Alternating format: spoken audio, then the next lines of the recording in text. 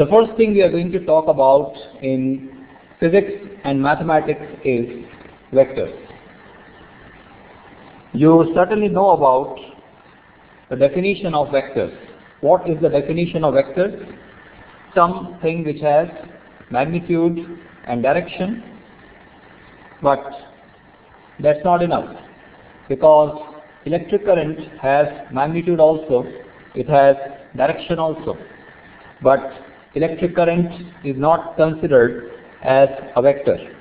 So the definition which says that vector is something which has magnitude and direction is not really a complete definition of a vector. What is the complete definition? Something which has magnitude, it has direction, and it follows certain law of addition.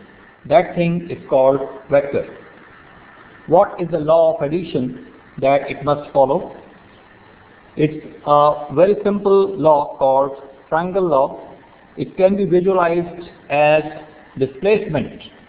It can be visualized as displacement, but it works for all types of vectors, not only the displacement vector.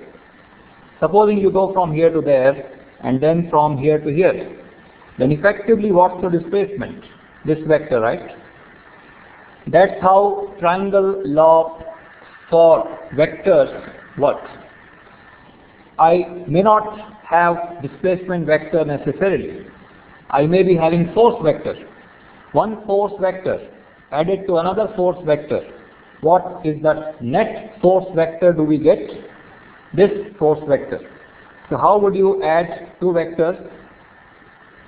You would add them like this.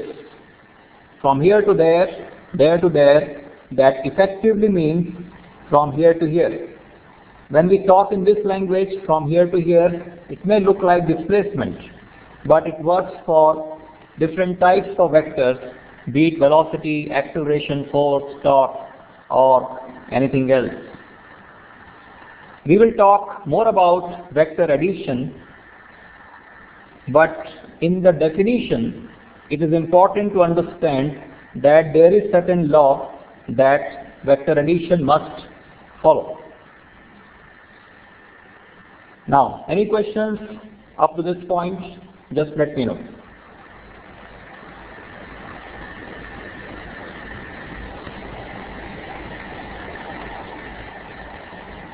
Alright, now you have scalars. Scalars don't have direction. You have vectors which have direction also and which follow certain law of addition also.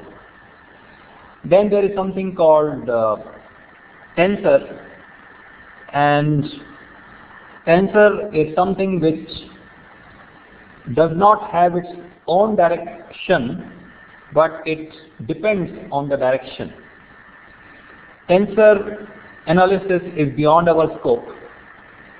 If you encounter something like moment of inertia under rotational mechanics topic, moment of inertia, then moment of inertia does have tensor analysis, but as far as your scope goes, one does not get into the tensor analysis. So we deal it in a simplified way, and that works very well. But you should just be aware of that there is something called tensor also.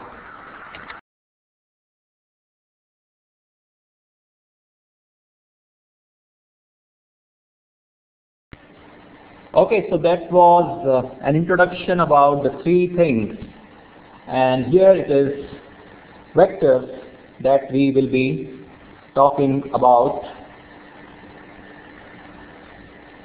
When we talk about equality of vectors, then it would mean that the directions should also be the same. Number 20 equal to number 20. But here it is not just number 20, it is also number 20 along which direction. I moved 20 towards south. You moved 20 towards north. our displacement vectors are not equal. So when we talk about equality of vectors, it's both magnitude and direction that must be the same. How do we represent vector on paper? Vector has some magnitude, vector has some direction. Magnitude is shown by the length. Magnitude is shown by the length. So if I want to show two forces, 10 Newton force and 20 Newton force, then how would I do that on paper? I would draw a line of some length. Let's say I mark 10 Newton there. If I want to show 20 Newton, I must have double length, and then I will get 20 Newton. So the magnitude is represented by the length of the line, and you also need to show the direction. For that you need arrow, a force acting towards certain direction, or somebody moving towards certain direction. That arrow will tell us that particular thing. So the length is the representative of the magnitude, and the arrow is the representative of the direction. Now you can understand the addition I was talking about in a better way. So when I had shown this vector, I put an arrow. That's the direction of that vector. And likewise, I put this arrow here. That was the direction for that vector. I wanted them to be added. So what do? The final, let's call that head. And let's call this tail. Tail to head. Tail to head. If you want to add two vectors, place them like that, tail to head, tail to head, and just look at the final head and look at the initial tail. The final head and the initial tail, just join them and put an arrow, and you have got the sum of the two vectors. How different it is when you just add two numbers, how different it could be from that. Suppose I ask you to add 10 and 10. Your answer has to be 20. But in this case, if I ask you to add 10 and 10, your answer should be, we cannot tell the answer. Because 10 plus 10 in vectors could be 0 also, and 10 plus 10 in vectors can be 20 also. How? Suppose I want to add 10 and 10 like this. One 10, other 10. What's the rule? Final head to initial tail. So if I join final head to initial tail, what do I get? A big fellow. 10 plus 10 in this case is 20. Yes, but if I want to add them like this fellow is 10 and the other fellow is 10 like this. Now, final head to initial tail, what do you get? Nothing. So what is 10 plus 10? We don't know. It would depend if vectors are supporting each other, they are opposing each other, or they are somewhat partially supporting each other. If they are supporting each other wholeheartedly, then you will get 20. If they are anti each other, well, 10 and 10, nothing. If it's a case of, yes, I can see that private message, so it's an intelligent message. Answer will be from 0 to 20, always. always. If you are going to add 10 with 10, your answer will always be from 0 to 20. Why 0 to 20? Because there can be so many angles.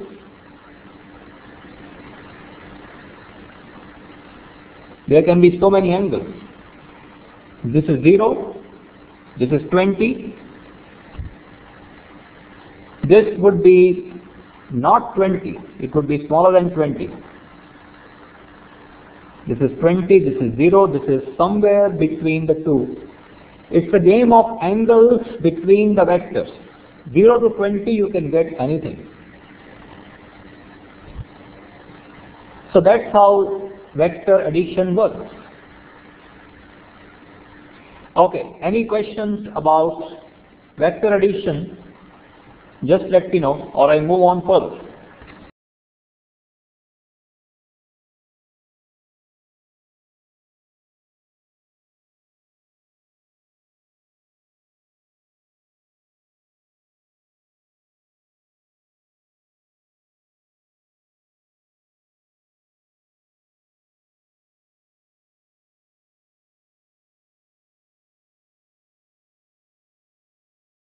Okay, there is a private message. When will it be 0? Okay, fine. I will repeat that. Imagine you are trying to push a block kept on the ground. You apply some force, which is, let's say, 2 newtons. Right? Your friend had some quarrel with you. So she is doing exactly the opposite thing.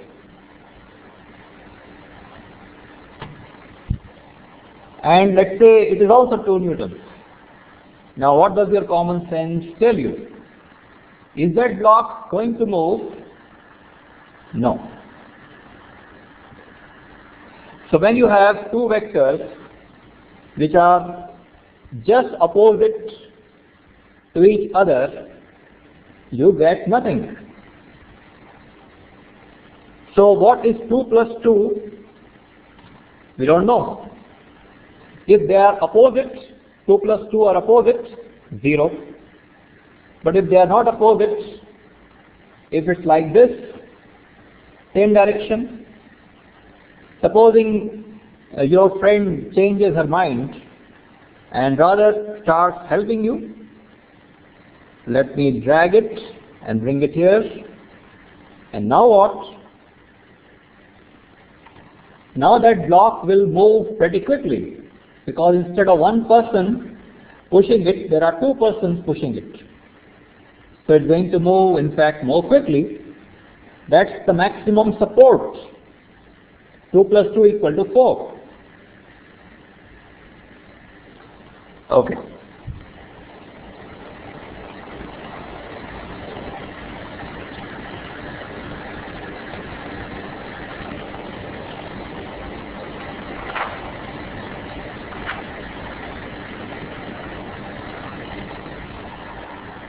Okay, there's another question. Does the net vector take friction into account? Oh yes, if it is force.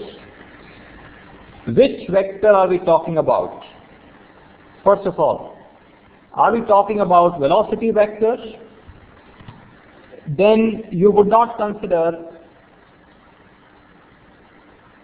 torque vector, or let me say just force vector.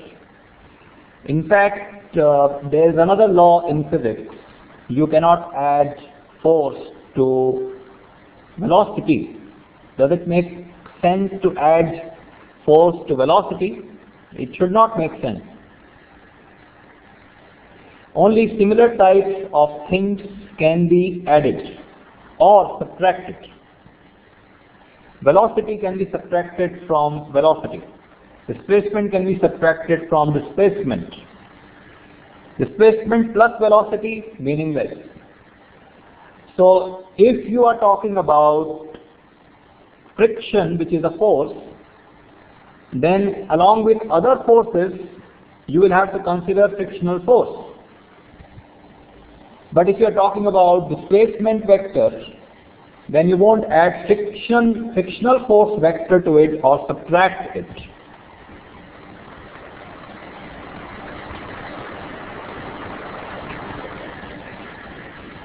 Now, we talked about how do we represent vector on paper.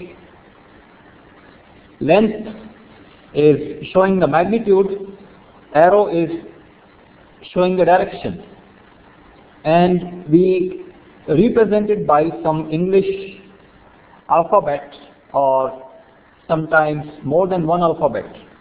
For example, I can call it force vector F, or sometimes I can call it this one on the right side as vector AB. So you have to show an arrow above whatever you write here, alphabet or two alphabets. That's how you represent vector. And if you are just interested in the magnitude of the vector, then you would put two vertical bars like this. If you put two vertical bars, it would mean that you are not interested in the direction, right? So it is correct to say this is equal to 5. But saying AB vector is 5 somehow doesn't look okay. A vector is not just a number. The magnitude of vector is a number. But vector is not just a number. It's a number with a direction attached to that number. Then one can also ask, then how do I represent this vector? If I can't say 5, then how do I represent it?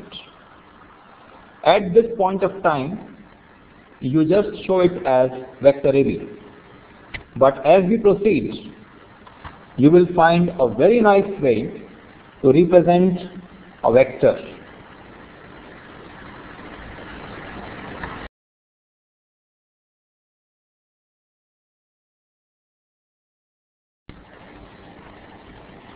We talked about vector addition by triangle law. In that I mentioned to you that arrange the two vectors so such that the head of one meets the tail of the other. So if I want to add these two vectors kept at two different places on the board, then what should I do? I should drag this vector and drop it here, and the same thing for arrow, but I think I will draw it. And then final head to the initial tail, just join them. That's how you will add any two vectors shown on the screen. When we move vectors freely like that, you just saw how I dragged it. When we move vectors freely like that, then these are called free vectors. You are just able to drag a vector anywhere subjecting to your following two conditions. You would not change the magnitude when you drag. You would not change the direction when you drag. Subjecting to these two conditions, you can move a vector anywhere you want. We are going to talk about these vectors only, which can be freely moved from one place to the other. When we talk about the triangle law of addition, then it deals with two vectors. But what if 10 persons are trying to push a truck? 100 persons are trying to push a train. There may be several vectors that may be involved.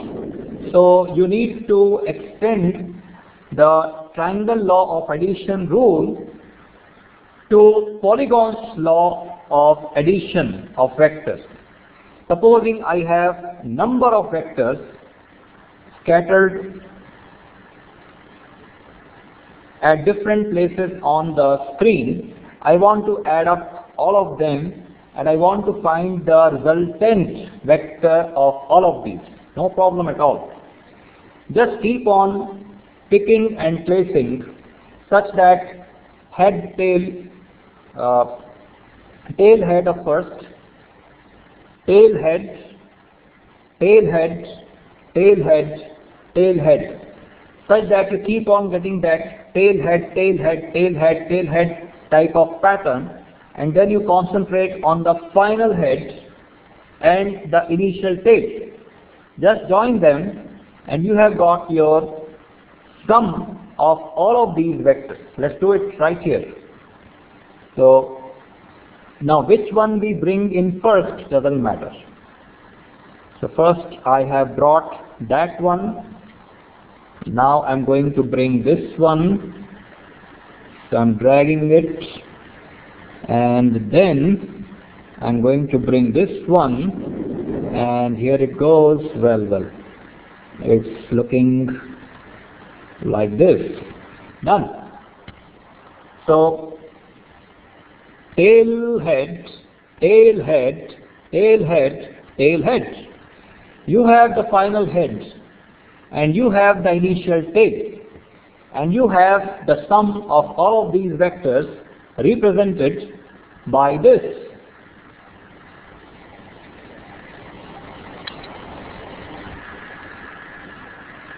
By this. That's the sum of these 1, 2, 3, 4 vectors. So we have the triangle law of vector addition talking about two vectors, and that you can extend to quadrilateral, pentagon.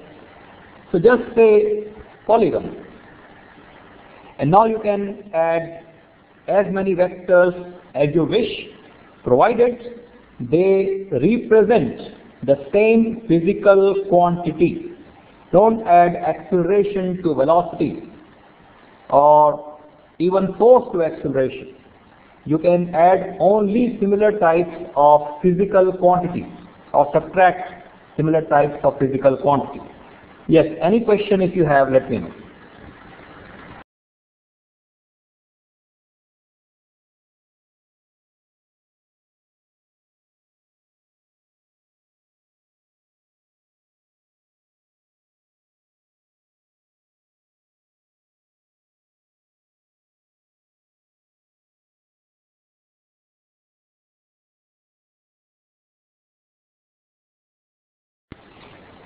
Perpendicular. Okay.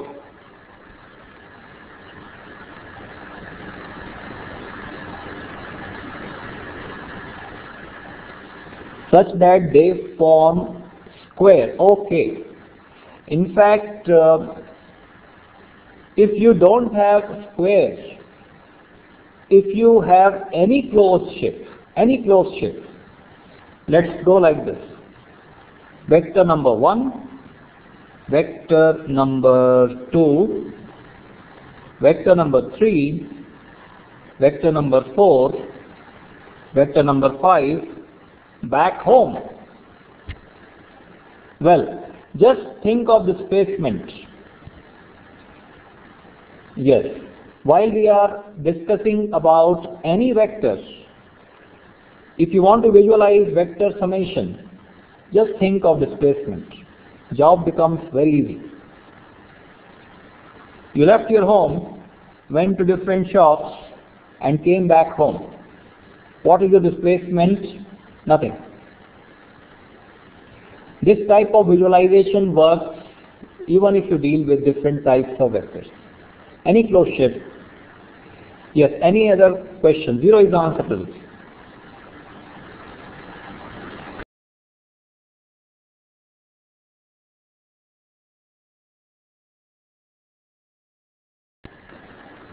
Now one interesting point here can be that when we are saying any closed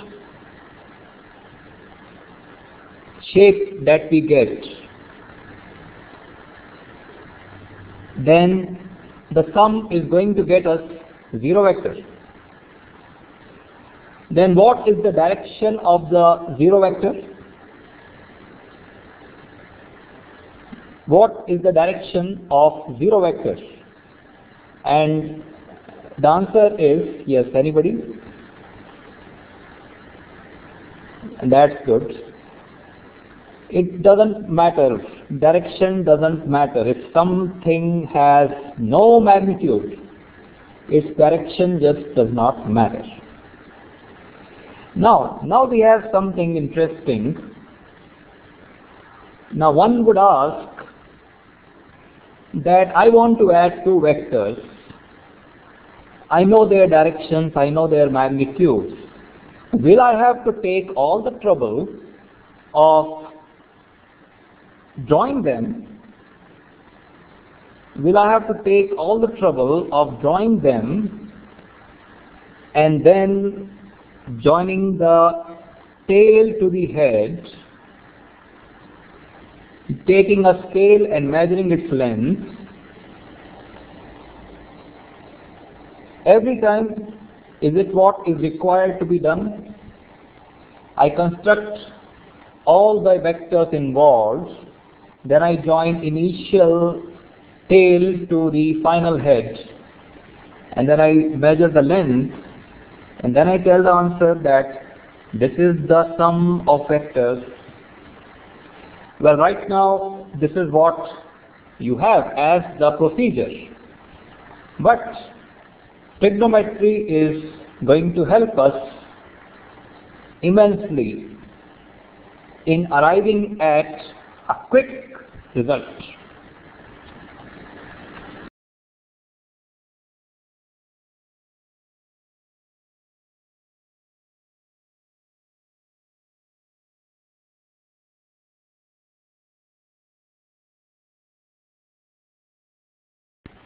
Supposing we want to add these 2 vectors, we want to know the length of the resultant vector. We don't want to do the drawing accurately, and no measurement we want to do. So this is a rough drawing only. You know about these 2 vectors which are involved. Let's say the length of one of them is P, and the length of the other, which is the magnitude, is Q. When I say length, it is the magnitude on paper. Length represents vectors, magnitude on paper. The resultant would be this one. Let's call it R. How to get R? Very simple. Extend one of them. I have chosen P for that. Let me show it by dashed line. Drop a perpendicular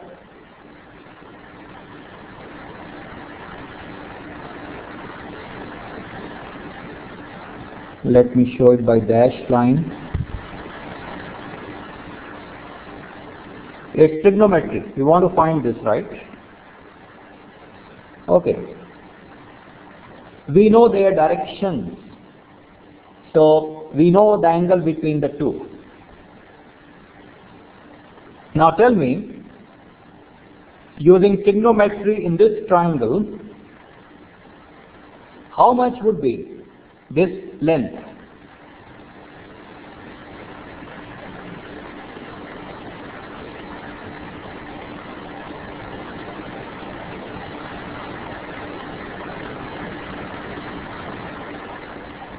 Are you sure it is sine theta?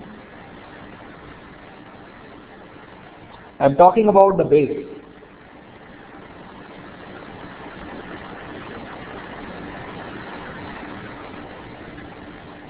Please write and do it step by step. Yes, that's correct.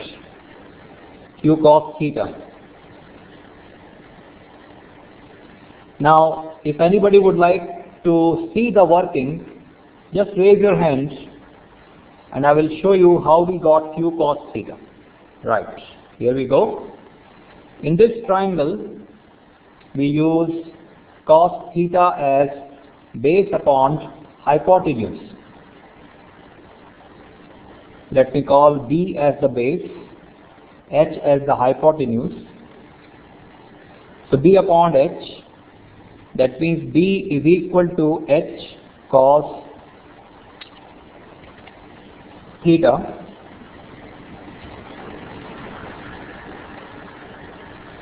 Now, H is nothing but Q, right? That's why we got Q cos theta. Can you tell me how much will be this much?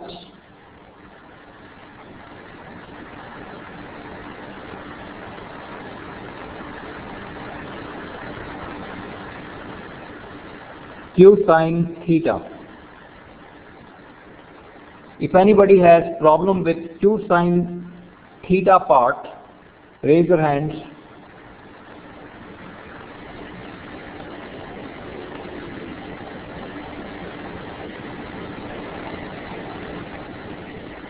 Looks like no problem. Okay. So this distance is Q sin theta, but distance is proportional to the magnitude of the vectors. So from here to here,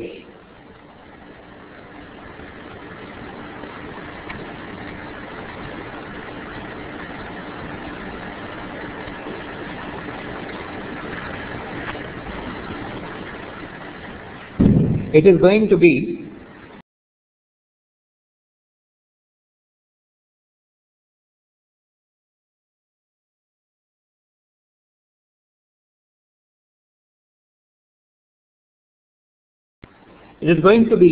P plus Q cos theta. Now I would like to elaborate on that a little bit on this board.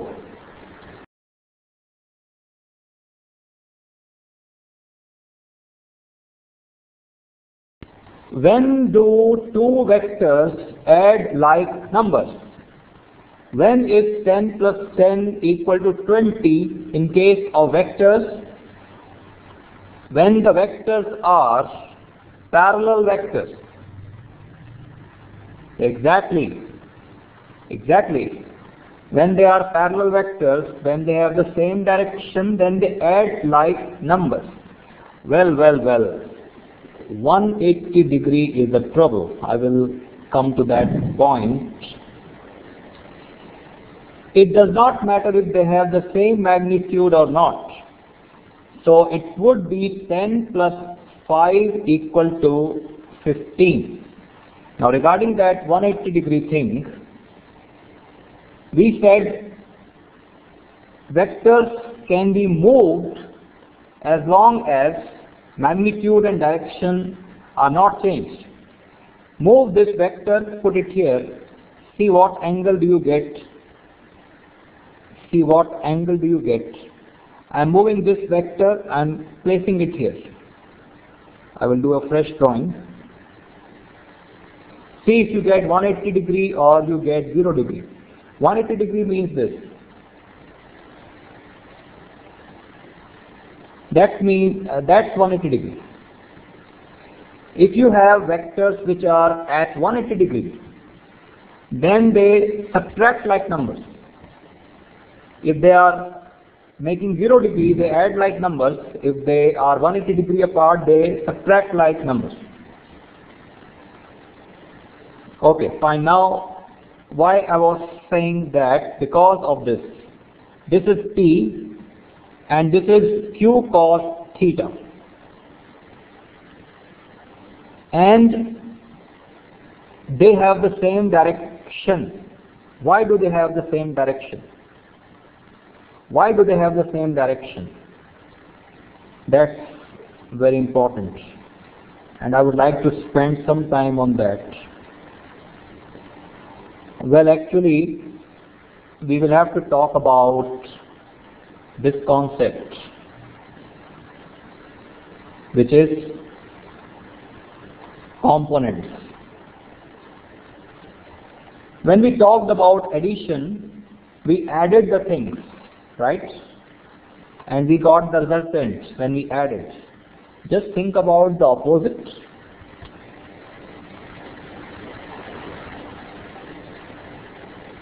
You add these two, what do you get? This. And you say this is the sum of these two vectors, right?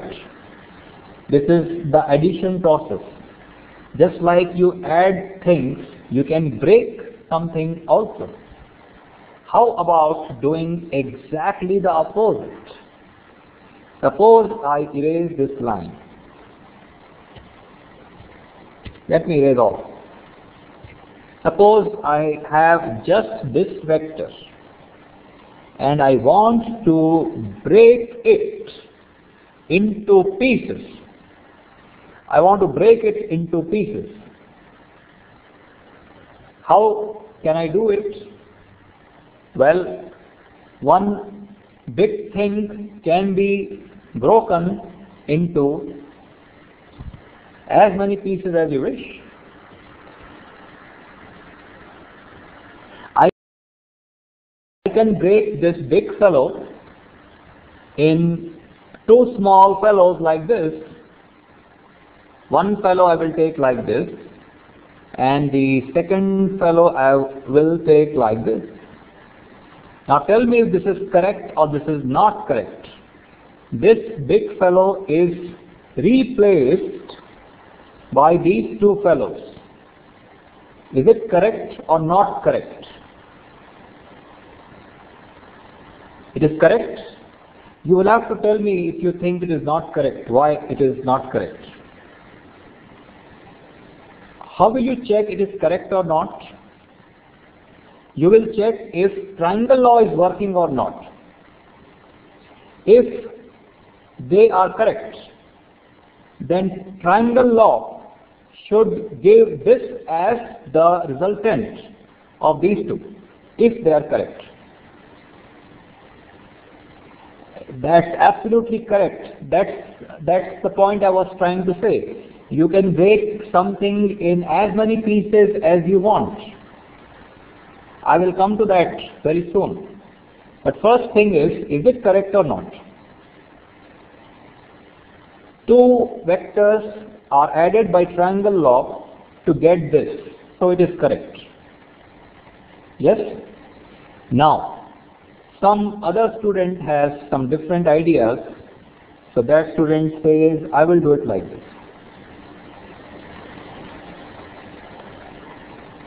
Now, is he wrong or is he right also? Again, to answer that, you have to check, is triangle law working? Is the sum of these two giving you this? No, it is not necessary. But if I am talking about three vectors, then it is necessary. If we are talking about three vectors, it is necessary to form triangles. But is it necessary to form triangle in all cases? No. You can have polygon, that means quadrilateral, pentagon, all those you can have. But if you have three vectors, they must form a triangle. That's what triangle law is all about. So please check if this is correct or not. It is correct. So the answer is, if I want to break one vector into two vectors, I will come to three or more cases. If I want to break one vector into two vectors, I don't have a unique solution. This is also right, that is also right, and so is this.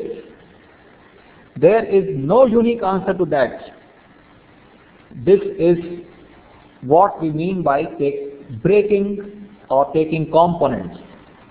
But we don't choose such complicated things. We don't choose such complicated things. What do we choose? I will come to that in a moment. But before that, as that private message says, there are infinite possibilities, and why break only in 2 pieces? Why not break in 5 pieces? Why not break in 10 pieces? So first let's break it in 3 pieces. Piece number 1, piece number 2, piece number 3. Anything wrong? Check Polygons law. Is the sum of these 3 vectors giving you this vector? If it is, nothing wrong.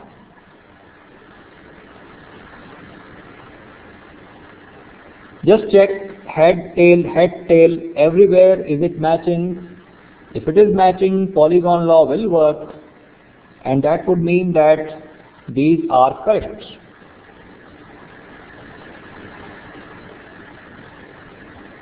If you think it is not matching, let me know why.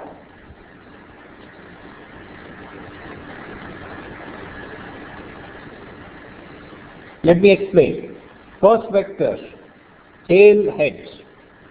Second vector, tail, head. Third vector, tail, head. No problem. Polygon law is working.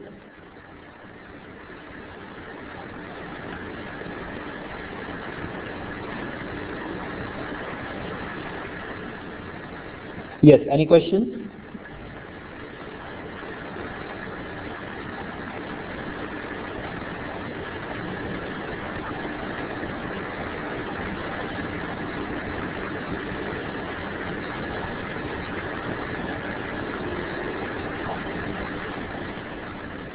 Okay, fine. Yes, that's right. It is the addition. It is the net. It is the net. So you can break one vector into 2 pieces, into 3 pieces, into 4 pieces, 500, 1000. There is no theoretical limit. Is it wise to do so? That's the key question. Why should we make our lives difficult by doing so? And even in the case of 2 pieces, when there are so many possibilities, different people giving different answers, why complicate things? So what we normally do is, we choose 90-degree angle.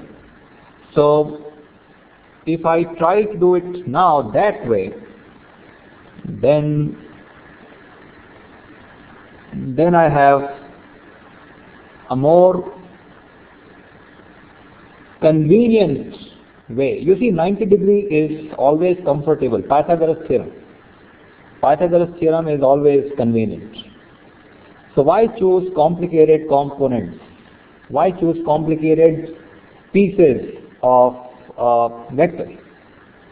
So normally when we mean components, we mean these types of pieces which make 90 degrees with each other. Now once you have broken a big fellow into small pieces, erase that fellow. That fellow is gone now. That fellow is gone. Dashed. So mentally erase this, it is gone. It is replaced by 2 fellows which effectively work as this fellow. The 2 things are very important in mechanics. In physics, I would say generally, ability to add vectors and ability to break a vector into its components. And you have learned both of these things today, but we have to complete this thing. I think now you can understand better why Q cos theta and Q sin theta was done after all. I had this type of situation where I had to add P and Q. So what I did, I broke Q into 2 pieces. So I took these as the components, and see why 90 degree was chosen. It is because of this reason that I just explained to you. it is always convenient to deal with 90-degree angle. That's why we extended this, that's why we dropped the perpendicular. We got one piece as q cos theta and the other piece as q sin theta. And this should now be mentally erased. This is gone. It is gone, it is replaced by two fellows. Can you tell me what would be the direction of this component?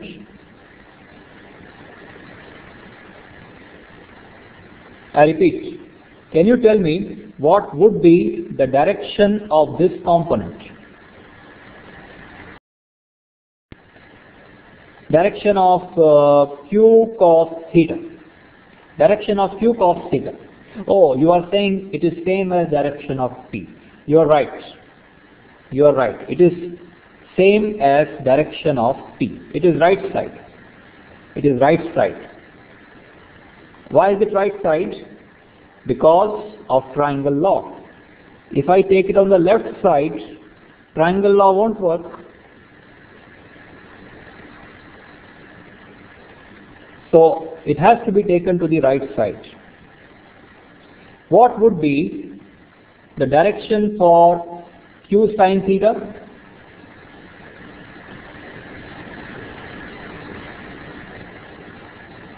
Direction for q sin theta. Upwards. Yes. Now, why upwards? Because if we don't take upwards, then triangle law won't work. Triangle law should work for the components, and one should be able to get the resultant. That's the whole philosophy of taking components. So its direction has to be up. And because q cos theta is having the same direction as p, they add like numbers. So from this point to that point, you just have p plus q cos theta. That's it. From this point to that point. And from this point to that point, what do you have? Q sin theta. And then angle between these two, q sin theta and p plus q cos theta is 90 degrees. 90 degrees, very convenient to deal, Pythagoras theorem. So what would be this r square?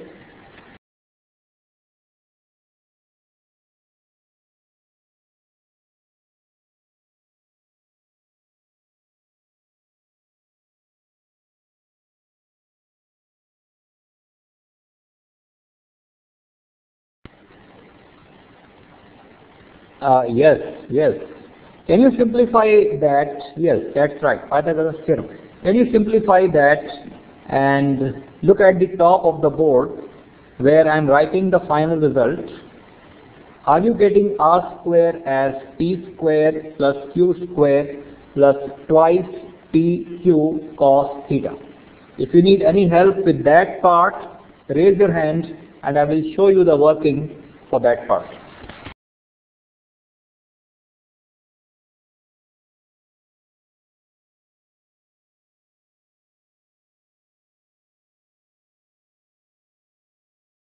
Okay. If anybody needs help with solving the trigonometry part, raise your hand.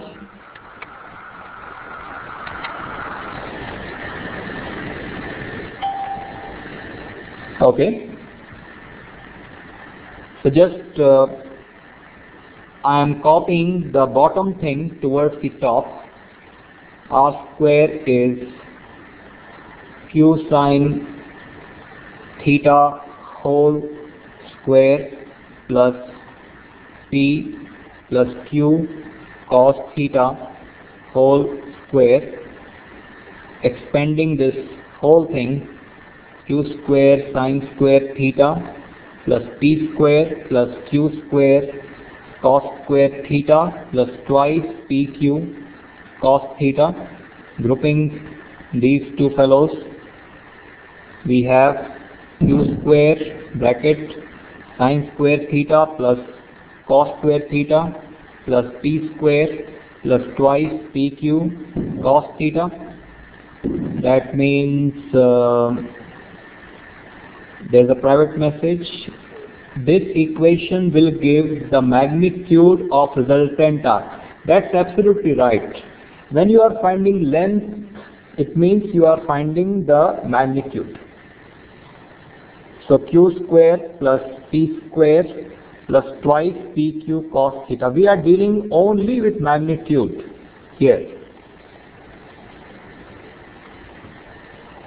Now you may be interested in direction also, right? You may be interested in direction also. That's no trouble at all. Direction is often told in terms of angle. Before I come to that, any questions up to finding the magnitude of the resultant? If you have any questions, let me know.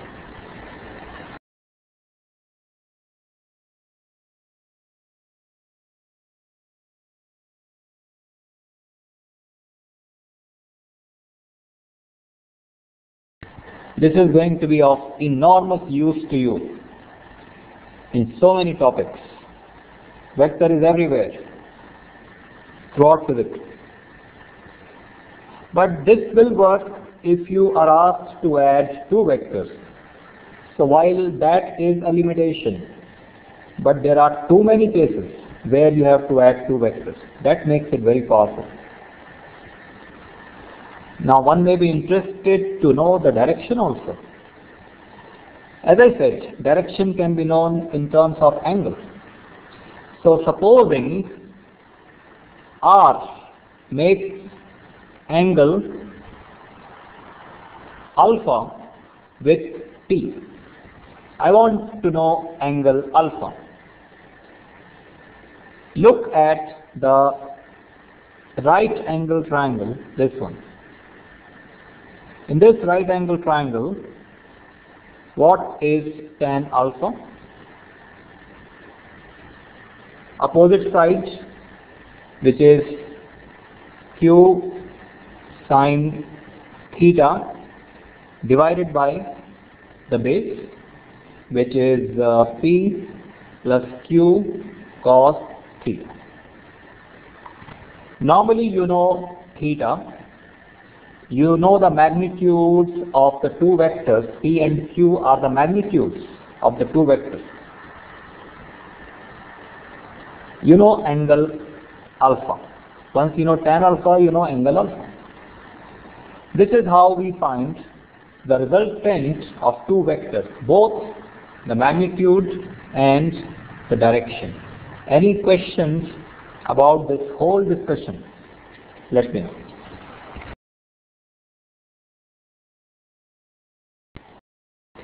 How do we express it?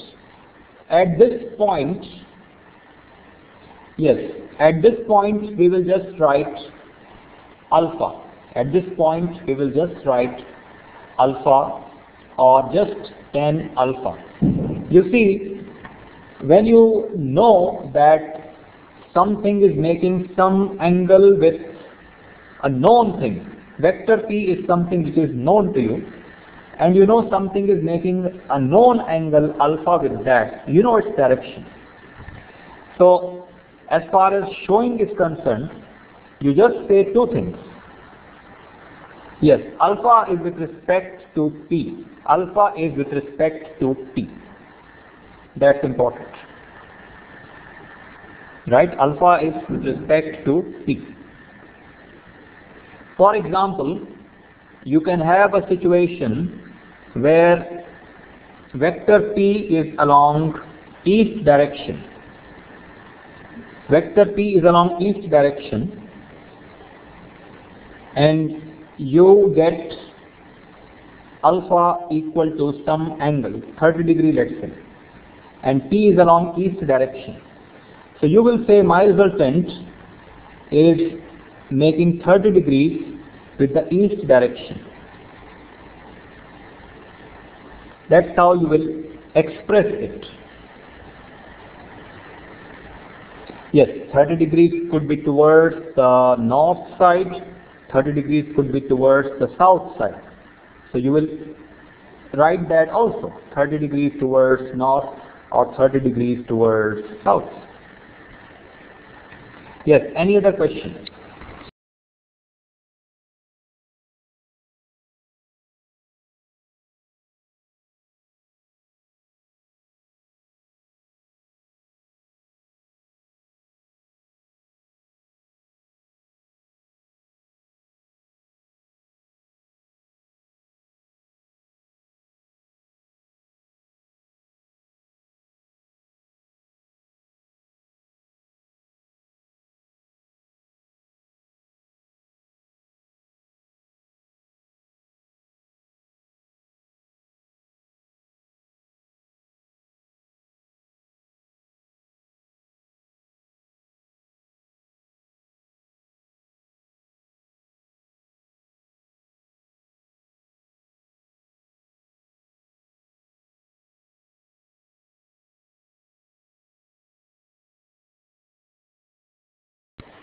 Therefore, the answer is vector r is of magnitude whatever you get x, and its direction is alpha degrees with respect to p. With respect to, in this drawing, you can either say p or you can say east. In this drawing, you can either say east or you can say p. Alpha degrees with respect to east towards the northern direction. Yes, that's fine.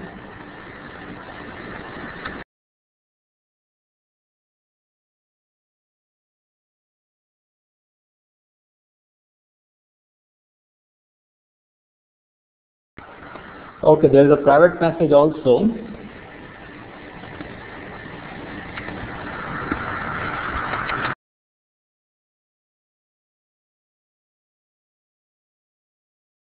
For which I have replied via private message regarding how to graph a solution.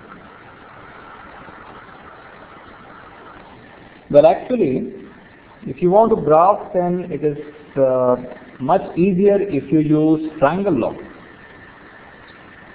So, if you have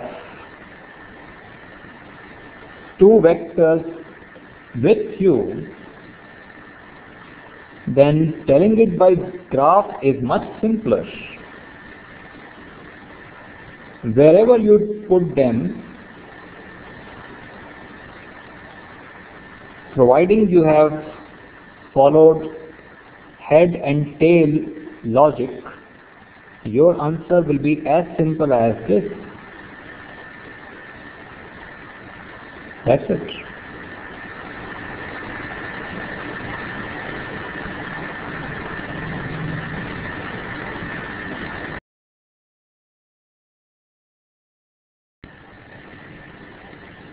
Okay, that private message is about the north direction.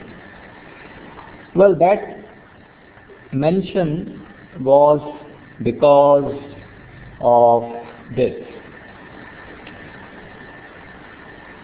Supposing somebody says that vector makes 30 degrees with east direction. If I tell you to walk making 30 degrees with east direction, where will you walk? Ideally, you should get confused. Should I walk like this? Look at the pointer. Should I walk like this? Or should I walk like that? 30 degrees from east is somewhat confusing answer, isn't it? That's why the word north was attached, to make it absolutely clear that 30 degrees up you have to go, not 30 degrees down. So I hope that answers your question about north. And regarding the 3D representation, oh yes, So that's the case of a more complicated situation, and that will be like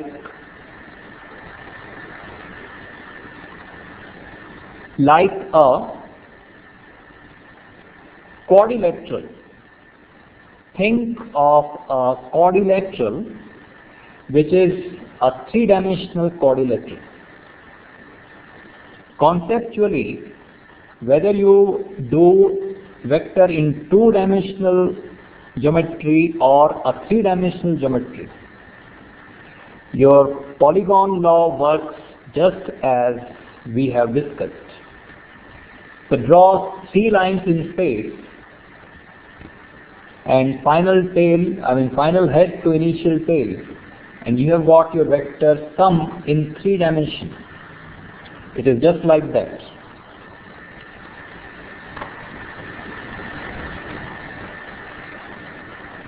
Yes. So, for example, this type of drawings one can do. Normally this is how we do it. 1, 2, 3. Look at some corner of your room and you can visualize it better. So when you look at the corner of your room, just think that somebody goes to the right and then let's say 3 meters to the right, and then 4 meters like this, and then let's say further up like this. So eventually this is X, this is Y, this is Z. Okay? That's why I said, look at the corner of your room for visualizing it. To explain it on the screen, that also can be done. Visualize X and Z on the screen. Visualize X and Z on the screen, and Y is towards you. Like if you're looking at the video, the pen that I have put in is towards me, towards my side. That is Y direction for me. X is on the board, Z is on the board, Y is towards me. Likewise for you. So 3 meters towards X direction, 4 meters towards your direction, and then some meters up direction. And then you just need to do the same thing, the tail and the head, and you will get the answer in 3 dimensions. Whatever we have discussed, polygon law or triangle law, it works irrespective of what dimensions we are talking about.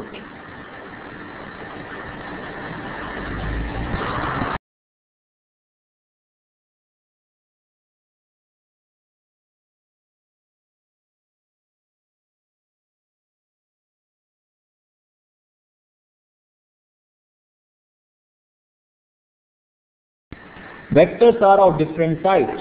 So, which vector are we talking about here? The velocity vector or the displacement vector? Which vector are we talking about here for a circular path? Displacement vector?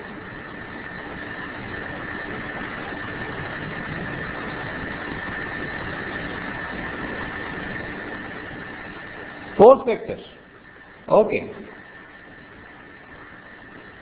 What is the direction of force in case of uniform circular motion?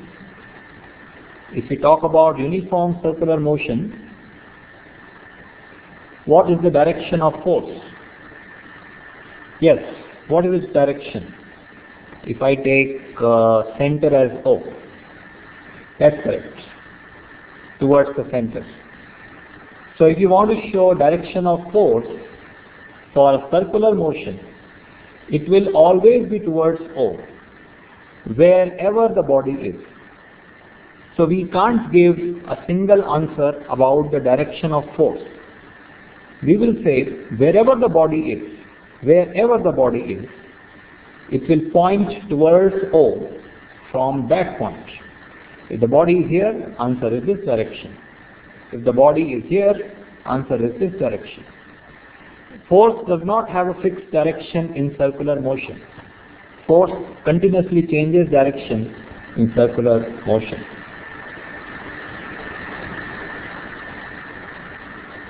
Yes. Any other question?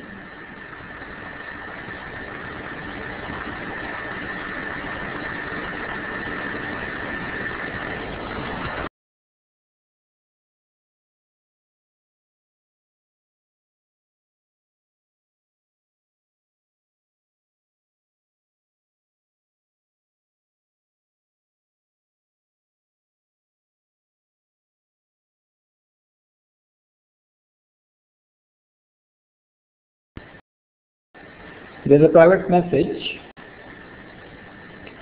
Is there no specific direction when we take circular motion? For force in circular motion, we don't have a specific direction always.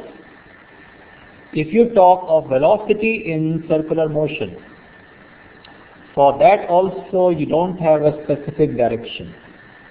At this point, velocity is here. At this point, velocity is here. So neither velocity nor force. No fixed direction for velocity also and for force also.